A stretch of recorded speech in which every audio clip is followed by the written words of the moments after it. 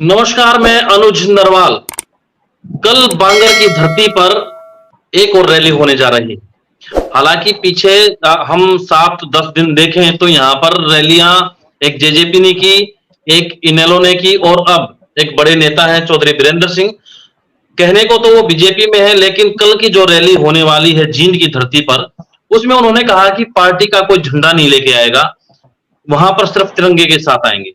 तो इस पर सारी हम, क्योंकि एक रैली पहले 23 मार्च को होनी थी, कैंसिल हो गई थी, तो तमाम समीकरण क्या बन रहे हैं, क्यों वीरेंद्र सिंह यहाँ पर रैली कर रहे हैं, इनकी कौन मदद कर रहा है और रैली से क्या निकलने वाला है, क्या संभावना है, तमाम बातों पर हम चर्चा करेंगे। हमारे साथ है प्रद्युमन जोशीला। प्रद्युमन जी, स्वागत है आपका। कल जी धन्यवाद। बांगर की धरती पर जो ये बिना झंडे की रैली है, क्योंकि पार्टी में तो बीजेपी में है चौधरी बीरेंद्र सिंह, उनके जी बेटे सांसद हैं हिसार जी के, लेकिन वो बिना पार्टी के बैनर का इस्तेमाल करें एक रैली कर रहे हैं, तो क्या समझा जाए इसको? ये डॉक्टर साहब बहुत ही पूरे हरियाणा प्रदेश की बड़ी बहुप्रतीक्षित और बहुचर्चित रैली है, क्योंकि लगभग एक साल पहले चौधरी बीरेंद्र सिंह ने इस रैली का ऐलान किया था और पहले हम्म। ये 23 मार्च को हरियाणा शहीदी दिवस पर होनी थी। लेकिन उस हम्म। समय क्योंकि हरियाणा में जो असली सच्चाई ये है कि चुनावी जो सरगर्मियां थी वो इतनी तेज नहीं हुई थी, जिस वजह से इसको 23 मार्च की बजाय अब 2 अक्टूबर को लाल बहादुर शास्त्री और महात्मा गांधी जी की जयंती के ऊपर जींद के एकलव्य स्टेडियम में रखा गया है। ये हम्म। रैली कई मायनों में बड़ी रोचक रहने वाली है, क्योंकि हरियाणा चुनावी मोड में आ चुका है। लगभग 6 महीने के बाद प्रदेश में लोकसभा के चुनाव हैं और लगभग 1 साल के बाद विधानसभा के चुनाव हैं।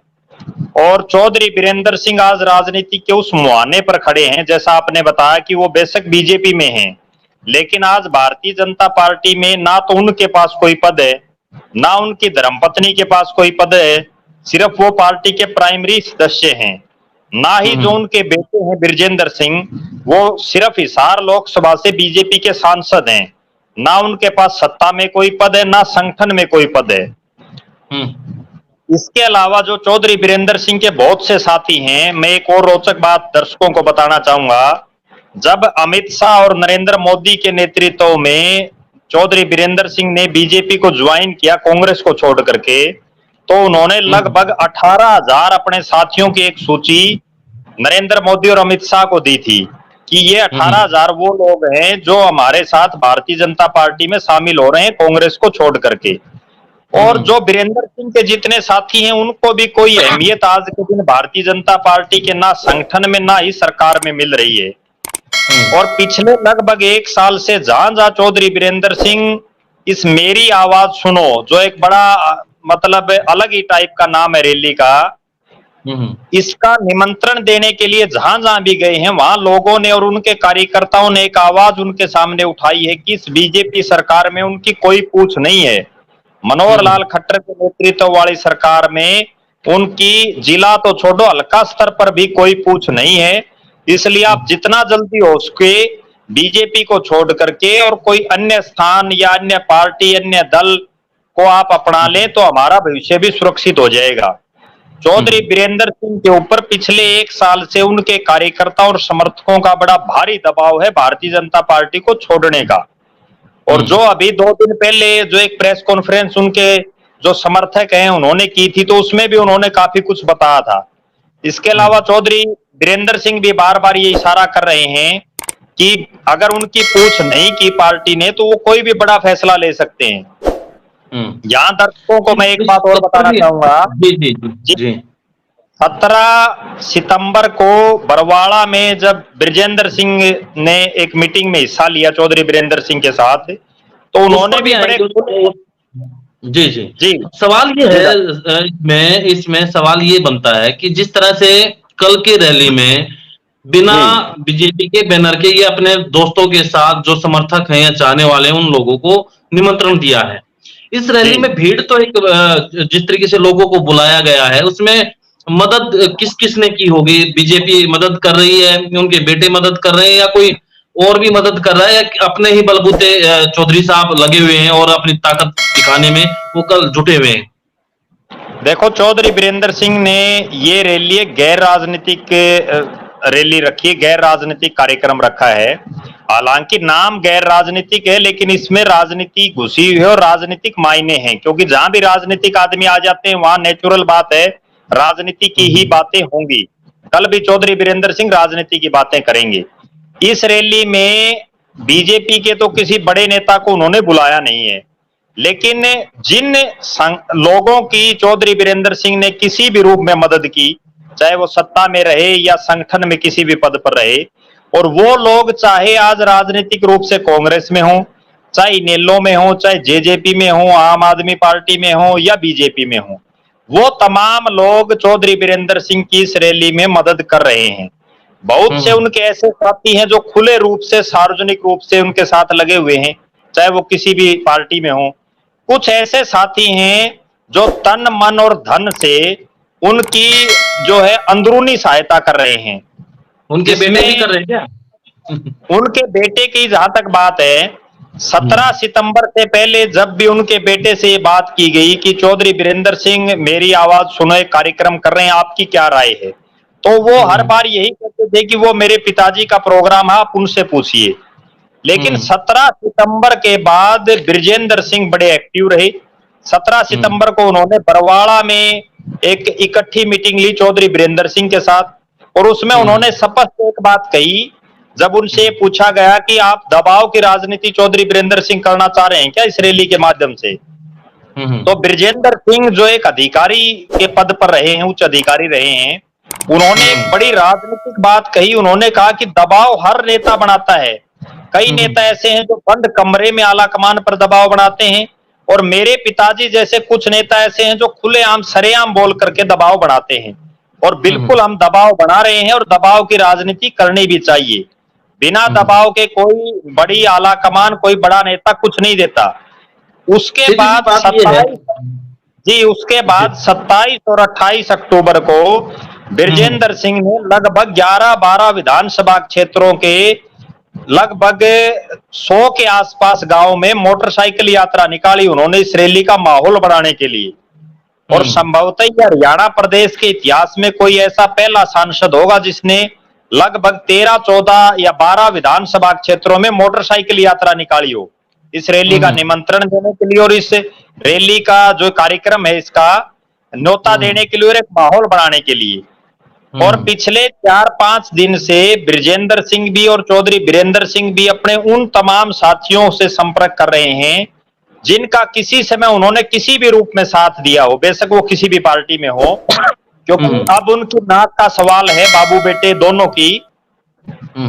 जी, तो इसमें सवाल यह है कि दबाव क्यों बनाया जा रहा है? क्योंकि आप देखें कि बीजेपी में जब शामिल हुए चौधरी साहब, चौधरी वीरेंद्र सिंह, तो उनको मंत्री बना दिया गया, उनके बेटे को सांसद बनाया गया, बाद में उनकी पत्नी को, धर्मपत्नी को यहाँ विधायक की टिकट दी गई। तो तमाम चीजें तो हुई हैं, लेकिन दबाव किस लिए? अब खतरा लगा है कहीं ना कहीं टिकटों को लेकर, टिकट ना मिलेंगे, टिकट कट जाए, कुछ इस तरीके का दबाव, कहीं ना कहीं शंका तो होगी, तभी तो दबाव बनाता है आदमी कोई। देखो, एक कड़वी सच्चाई ये है कि चौधरी वीरेंद्र सिंह ने कांग्रेस क्यों छोड़ी, उसका सबसे बड़ा कारण ये था कि मनमोहन कैबिनेट में जब चौधरी वीरेंद्र सिंह को मंत्री बनाने की का उनका नाम आ गया था, बाकायदा उनके जो है लेटर आ गया था ऑफिशियल उनके पास, लेकिन उसके बावजूद कोई ऐसी अड़चन अड़ी और हरियाणा की एक नेता का उसमें बाकायदा नाम आ रहा है जिनकी वजह से वो मंत्री की शपथ लेते लेते रह गई।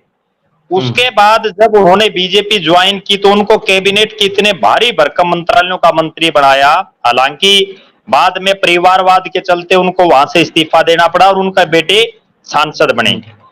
पिछली बार जब 2019 में हिसार लोकसभा में कोई बहुत ज्यादा दावेदार नहीं थे टिकटों के, सिर्फ कैप्टन अभिमन्यु वो प्रदेश के वित्त मंत्री थे और वो जो है एक टिकट के दावेदार हिसार लोकसभा से थे। इस बार ये हालात है कि एक तरफ चौधरी रणजीत सिंह जो फरवरी में ये ऐलान कर रहे हैं कि या तो प्रधानमंत्री नरेंद्र मोदी या अमित शाह की हिसार में रैली करेंगे, उनका बड़ा दावा इस सीट पर दिखाई दे रहा है। कुलदीप बिश्नोई ने कांग्रेस छोड़ करके बीजेपी ज्वाइन कर ली, लिहाजा वो भी हिसार से लोकसभा की टिकट मांगेंगे। देवेंद्र सिंह बबली जो प्रदेश सरकार में मंत्री हैं, उनका भी काफी मन कर रहा है यहाँ से। मीनू बेनीवाल हैं, वो भी सब क्षेत्र में सक्रिय हैं। इसके अलावा यूं तो फिर कैप्टन अभिमन्यु बीजेपी का भी दावा है, अगर समझौता रहता है, एनडीए में रहते हैं, तो उनका भी एक है, तो कहीं ना कहीं खतरा लग रहा है आपको कि इसलिए ये दबाव चाह रहे हैं कि कहीं ना कहीं ब्रजेंद्र की जो सीट है वो तो कम से कम सेफ रहे। आपको ये लग रहा है? बिल्कुल, मैं उसी चीज पर आ रहा था। डॉक्टर अजय सिंह चौटाला से लेकर के और दुष्यंत सिंह चौटाला बार बार यही दावा करते हैं कि समझौते में अगर चुनाव होता है तो हिसार लोकसभा सीट से हमारा दावा सबसे मजबूत है, क्योंकि हिसार हमारा जो है गढ़ है राजनीतिक रूप से। तो एक बहुत बड़ा खतरा ब्रजेंद्र सिंह, क्योंकि अब वो दोबारा नौकरी भी नहीं कर सकते, राजनीति अब उनको पूरे जीवन में करनी है। और अगर इस बार उनको टिकट उनकी कट जाती है तो उनका एक तरह से पॉलिटिकल सुसाइड हो जाएगा, राजनीतिक कैरियर उनका पूरी तरह से हाशिए पर चला जाएगा। तो लिहाजा हिसार लोकसभा से टिकट पाने के लिए हर हालात में आखिरी कोशिश तक चौधरी बीरेंद्र सिंह और उनके बेटे ब्रजेंद्र सिंह करेंगे, और उसी के दरमियान ये शक्ति प्रदर्शन वो कर रहे हैं। अगर इसमें ठीक ठाक भीड़ रही तो बीजेपी के ऊपर दबाव होगा। एक चीज और बताता हूं मैं डॉक्टर साहब, आज से पिछले 4 साल तक लड़ाई थी ब्रजेंद्र सिंह को केंद्र में मंत्री पद की, कि कहीं ना कहीं जो है एक जाट चेहरे के रूप में, चूंकि हरियाणा से 3 के मंत्री बने थे और तीनों ही गैर जाट थे, लिहाजा अगर किसी जाट की बारी आती तो उसमें ब्रजेंद्र सिंह एक बड़ा नाम था। लेकिन पिछले 4 साल में उनका 4.5 साल से इंतजार करते करते वो इंतजार लंबा रहता गया और उनको मंत्री नहीं बनाया। अब लड़ाई मंत्री की बजाय हिसार लोकसभा से एमपी की टिकट तक आ गई है। तो ये बड़ा शोचनीय विषय चौधरी बीरेंद्र सिंह के लिए कि इतना बड़ा जिनका राजनीतिक कद हो और आज उनको एक विधानसभा और लोकसभा की टिकट, और वो भी अपने परिवार के लिए, किसी कार्यकर्ता के लिए तो वो मांगे तो एक अलग बात है। वही तो सवाल है प्रद्युमन जी कि चौधरी छोटू राम के नाती हैं, इतना बड़ा कद चौधरी छोटू राम का, और उनके नाती चौधरी बीरेंद्र सिंह अपने समय के बड़े लीडर में शुमार, और आज एक टिकट के लिए जद्दोजहद। तो वो समझ नहीं आ रहा कि इतना ये ऐसा क्यों हो गया, कि क्या वजह है इसके पीछे। हरियाणा प्रदेश ही नहीं बल्कि जो पूरा पुराना जो भारत था, जिसमें पाकिस्तान भी शामिल है, बांग्लादेश भी है, उसके सबसे बड़े किसान नेताओं में चौधरी छोटू राम का नाम था। उनके राजनीतिक वारिस की आज ये हालात होना, इसमें मैं 2-3 कारण मानता हूं। एक मुख्य कारण तो वो कौन लोग हैं जो चौधरी बीरेंद्र सिंह और ब्रजेंद्र सिंह को राजनीतिक रूप से चला रहे हैं। जो भी इनके सलाहकार हैं वो पूरी तरह से राजनीतिक रूप से मैं उनको सही नहीं मानता, क्योंकि इतनी बड़ी विचारधारा जिसके साथ हो, चौधरी छोटू राम का पूरे भारत के घर घर में फोटो हो, जिसको लोग पूजते हो, और उनके राजनीतिक वारिस को एक एमएलए की टिकट के लिए इतना शक्ति प्रदर्शन अपना करना पड़े, तो कहीं ना कहीं बड़ा शोचनीय विषय है। इनको चौधरी बीरेंद्र सिंह को होना तो चाहिए था, देश के प्रधानमंत्री पद के दावेदारों के रूप में नाम आना चाहिए था, लेकिन आज ये एक एमएलए और एमपी, वो भी अपने परिवारजनों के लिए जद्दोजहद कर रहे हैं। हमने बहुत से ऐसे नेता सुने हैं, देखे भी हैं, जो अपने किसी समर्थक को टिकट दिलाने के लिए तो अड़ जाते हैं, लेकिन यहाँ पारिवारिक लड़ाई ये है, राजनीतिक रूप से अपने परिवार को स्थापित रखने के लिए उनको इस हद तक जाना पड़ता है कि एक बड़ा शक्ति प्रदर्शन पिछले 1 साल से जिसकी तैयारी चल रही है वो उनको करना पड़ रहा है। एक बात और मैं बताना चाहूंगा, चौधरी बीरेंद्र सिंह सिर्फ एक मुख्यमंत्री नहीं बने, बाकी वो सारे पदों पर रह लिए। लोकसभा में वो रह लिए, राज्यसभा में, विधानसभा में उनके पिताजी मंत्री रह लिए, नरवाना और उचाना से वो विधायक रह लिए, और चौधरी ओम प्रकाश चौटाला जैसे शख्स को उन्होंने चुनाव हराया है। लेकिन आज जो कुछ चौधरी बीरेंद्र सिंह को ये शक्ति प्रदर्शन करना पड़ रहा है, इसमें सबसे बड़ी कमी उनके वो साथी या उनके वो सलाहकार हैं जो उनको समय समय पर गलत सलाह दे रहे हैं, जिसकी आज ये रैली करने, एक चीज और बताता हूं मैं डॉक्टर साहब, आज ये रैली करने का भी कोई समय नहीं था अगर उनको, क्योंकि वो कोई डिसीजन इस रैली में नहीं ले सकते। अगर उनको ये रैली करनी थी तो फरवरी के आसपास करते हो। तो इसमें जो है एक चौधरी बीरेंद्र सिंह को, हम जिन बीरेंद्र सिंह की मैं बात कर रहा हूं, तो वो एक जमाने में 30-30 टिकट देने की बात करते थे, मैं साथियों को मैं एडजस्ट कर सकता हूं, हुए भी होंगे उस टाइम पे, लेकिन आज अपने ही परिवार के लिए वो लड़ाई लड़ रहे हैं। तो ऐसे में जो कल का जो दबाव है वहां जी क्या पार्टी अनाउंस करेंगे या नहीं? देखो, मुझे ऐसा लग रहा है कि कल की रैली में चौधरी बीरेंद्र सिंह ना पार्टी अनाउंस करेंगे, ना वो हम्म भारतीय जनता पार्टी को छोड़ेंगे। वो तो हम्म सिर्फ ये तोलना चाह रहे हैं कि आज उनकी ताकत कितनी बची है। उसका कारण क्या है? जिन हम्म 18,000 लोगों के साथ वो बीजेपी में ज्वाइन की, उसके बाद हम्म उनके घरिया क्षेत्र उचाना में ऐसे हालात बन गए कि उनकी धर्मपत्नी लगभग 50,000 वोटों से चुनाव हार गई। और पिछले हम्म 4 साल से उस क्षेत्र में दुष्यंत चौटाला सक्रिय है। बेशक उनकी खिलाफत है, लेकिन हम्म 50,000 से हराना बहुत बड़ी बात है। हम्म आज वो ये तोड़ना चाह रहे हैं कि उनकी राजनीतिक जो सिस्टम है उसमें कितना वजन बाकी है। अगर हम्म ठीक ठाक भीड़ आई तो बीजेपी उनको वेट दे देगी, दूसरी हम्म पार्टियां भी उनकी तरफ देखेंगी। अगर भीड़ हम्म के लिहाज से वो रैली उनकी ये कार्यक्रम फेल हो जाता है तो निश्चित रूप से जो है आगे के उनके तमाम रास्ते बंद हो जाएंगे। हम्म। तो जी कुल मिला के कल जो एक तो रैली का नाम मुझे हजम नहीं हो रहा कि मेरी आवाज सुनो, तो वीरेंद्र सिंह किसको आवाज सुनाना चाह रहे हैं? यहाँ जी बीजेपी को या फिर दूसरे दलों को भी साथ साथ में? देखो, मुझे तो ऐसा लग रहा है कि अभी चौधरी बीरेंद्र सिंह बीजेपी को अपनी आवाज सुनाना चाह रहे हैं। वो ये हम्म दिखाना चाह रहे हैं कि बांगर का शेर बूढ़ा बेशक हो गया हो लेकिन अभी भी सक्रिय है। क्योंकि हम्म जब से चौधरी बीरेंद्र सिंह ने राजनीति में जो चुनावी राजनीति से संन्यास लेने का ऐलान किया है, तब हम्म से जो है बहुत से लोग उनको जो है राजनीतिक रूप से हाशिए पर समझने लगे हैं। कल वो एक और बड़ा ऐलान कर सकते हैं जिसका मुझे जो है लग रहा है कि वो कर सकते हैं। वह ऐलान ये हो सकता है कि वो दोबारा से सक्रिय चुनावी राजनीति का ऐलान कल कर सकते हैं। अच्छा। क्योंकि जब से उन्होंने सक्रिय चुनावी राजनीति छोड़ी है, तब से हम्म उचाना में ही बहुत से उनके विरोधी पैदा हो गए हैं, जो हम्म राजनीतिक रूप से चौधरी बीरेंद्र सिंह के परिवार को जो है नुकसान पहुंचा रहे हैं। या एक और हम्म कड़वी सच्चाई ये है कि एक तरफ तो 52 साल का जिस आदमी का राजनीतिक अनुभव हो वो चुनाव लड़े, और दूसरी हम्म तरफ उनकी धर्मपत्नी जिसका मात्र 10 साल का राजनीतिक अनुभव हो वो चुनाव हम्म लड़े। तो दिन रात का अंतर है दोनों में। हम्म। लगता तो ये है कि कल चौधरी साहब चुनावी राजनीति में दोबारा से सक्रियता का ऐलान कर सकते हैं। वापसी होगी दूसरा, मतलब। जी बिल्कुल, दूसरा जो मेरी आवाज सुनो में वो बीजेपी के साथ साथ दूसरे वो दल जो उनकी तरफ भी देख रहे हैं और चौधरी साहब भी उनकी तरफ देख रहे हैं, उनको भी हम्म ये दिखाना चाहेंगे कि अभी बांगर का शेर जिंदा है राजनीतिक रूप से, तो उसका वजूद अभी बाकी है। हम्म।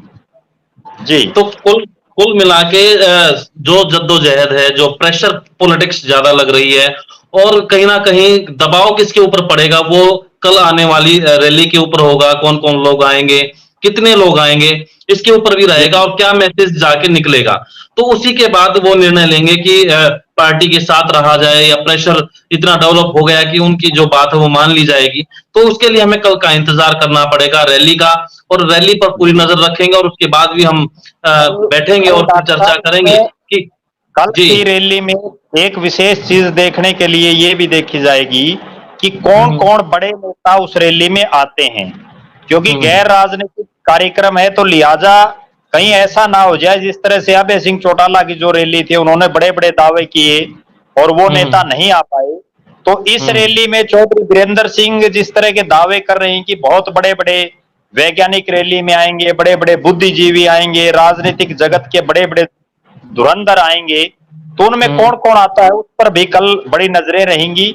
और एक हम्म सबसे बड़ी नजर कल की रैली में ये रहेगी कि बीजेपी का सांसद बेटा अपने बाप की हम्म रैली में जाता है या नहीं जाता। बिल्कुल, इस पर भी नजर रहेगी कि सांसद जो बीजेपी से हैं ब्रजेंद्र सिंह हिसार से, तो वो अपने जी पिता की इस रैली में, गैर राजनीतिक रैली में आएंगे कि नहीं आएंगे। और जितने तमाम लोगों के आपने जिक्र किया, चाहे वह वैज्ञानिक हों, चाहे कोई जी दूसरे विचारधारा के लोग हों, कौन कौन मंच पर रहेगा। और मंच से ज्यादा जो उनके उनको सुनने वाले जो हैं, जो आपने 18,000 की बात की, तो इतनी भी वो रैली कर लेते हैं तो वो ठीक ठाक रैली में कहूंगा कि वो ठीक ठाक कर लेंगे, और प्रेशर रहेगा कहीं ना कहीं जिसको वो आवाज सुनाना चाहते हैं। लेकिन इसके लिए हमें कल का इंतजार करना पड़ेगा। प्रद्युमन जी, बहुत बहुत धन्यवाद आपका, आपने हमें समय दिया। जी धन्यवाद अक्षय।